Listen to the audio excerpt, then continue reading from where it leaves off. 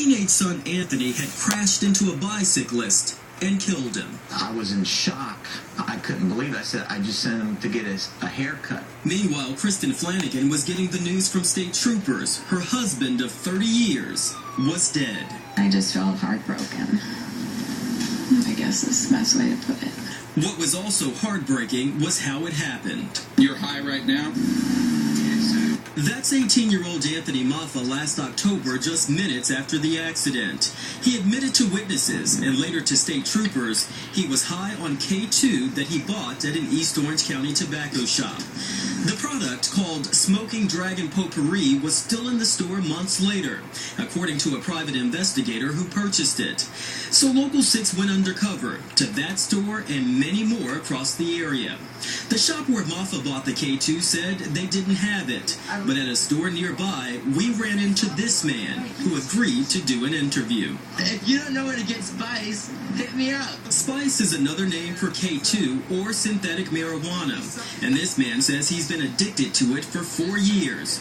He even had this bag of a product called Outer Edge on him, which he smoked in front of us. If you just smoke like an ounce of weed, you can never be this high. He says there are several stores that sell him synthetic marijuana, but he wouldn't tell us where. But another smoker at a different store showed us his stash and pointed out the tobacco and tattoo shop where he says he bought it. He told us to ask for herbal incense. For less than $20, our photographer walked out with his own bag of Outer Edge and even got a receipt. We took it to Orange County Sheriff Sergeant Chris Moore. I don't know, honestly. Again, it says not for human consumption. Whether it's illegal or not, that's to test it. You have to test it to see. And that is the problem for law enforcement. The state of Florida has banned 129 compounds of synthetic marijuana, but as quickly as one is banned, another one hits the market. You can't just arrest somebody because they have potpourri or plant material in their store. We have to know that it's illegal. We're not going to violate anybody's rights by doing so. The Spice Guy seems to take advantage of that. It goes legal and illegal, legal and illegal. This chemical right here is legal. That reality leaves little comfort for two families drawn together by the same tragedy. To me, the K2 is still K2 no matter how you mix the formula. They need to make more of an effort to get it off the street so a tragedy like this doesn't happen again.